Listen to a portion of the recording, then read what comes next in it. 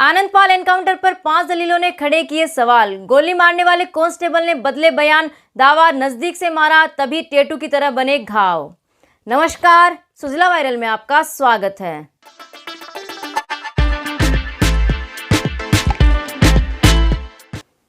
Gangster Anandpal का encounter करने वाले आईपीएस अधिकारी सहित अब 7 पुलिस वालों पर हत्या का मुकदमा चलेगा। एसीजेएम कोर्ट ने सीबीआई की ओर से दी गई क्लीन चिट को खारिज कर इस मामले में संज्ञान लेते हुए हत्या की धारा 302 के तहत मुकदमा चलाने और जांच के आदेश दिए हैं।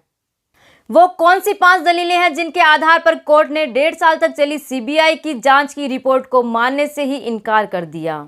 बचाव पक्ष के वकील को 1.5 साल में मिला नक्शा, तब जाकर पेश किए तथ्य। इस मामले में आनंदपाल सिंह की पत्नी राजकंवर की तरफ से कोर्ट में पैरवी कर रहे वकील त्रिभुवन सिंह ने बताया कि पुलिस और सीबीआई ने उन्हें 1.5 साल तक घटनास्थल का नक्शा मौका ही नहीं दिया था। इसके बाद उन्होंने कोर्ट के थ्रू ऑर्डर करवाकर नक्शा मौका हासिल किया, जिसके बाद कोर्ट में इन तथ्यों और दलीलों को पेश किया गया। आइए जानते हैं कौन सी है वो 5 दलीलें।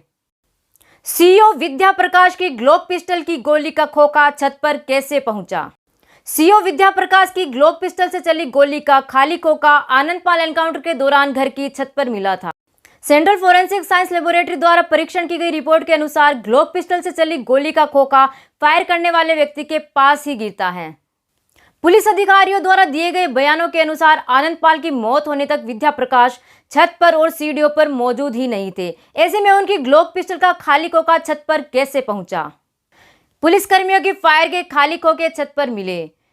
पुलिस द्वारा बताई गई एनकाउंटर स्टोरी में कहीं पर भी आनंदपाल और पुलिस टीम के बीच हो रही फायरिंग के दौरान पुलिस वालों का छत पर पहुंचने का कोई जिक्र ही नहीं है।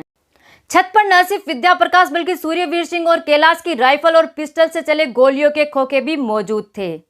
वहीं आनंदपाल के पास AK-47 राइफल थी। उसके जिंदा रहते हुए फायरिंग करते वक्त किसी का भी छत पर पहुंचना संभव नहीं था।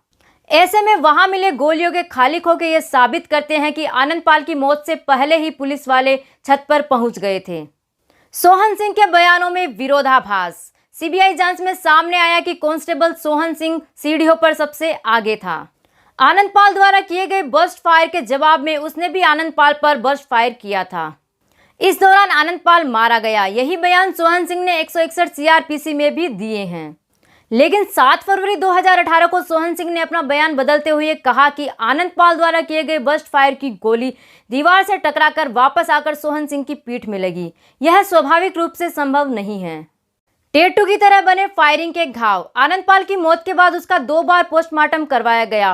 पहली बार 25 जून को हुए पोस्टमार्टम की रिपोर्ट में उसके शरीर पर 41 चोटों के निशान थे। कुल 11 गोलियां लगने की बात थी। दूसरी बार जब 30 जून को पोस्टमार्टम किया गया तो आनंदपाल के शरीर से 2 गोलियां और बरामद हुई थी।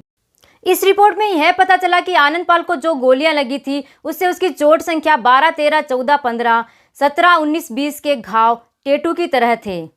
इस तरह के निशान शरीर के नजदीक से करीब 6 फीट की दूरी से किए गए फायर से ही होते हैं।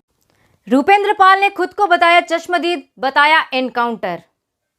कोर्ट ने कहा यह सही है, आनंदपाल सिंह इनामी बदमाश था, लेकिन उसे पकड़े जाने के बाद उसकी हत्या को सही नहीं बताया जा सकता। इसलिए सीबीआई की क्लोजर रिपोर्ट अस्वीकार की जाती है।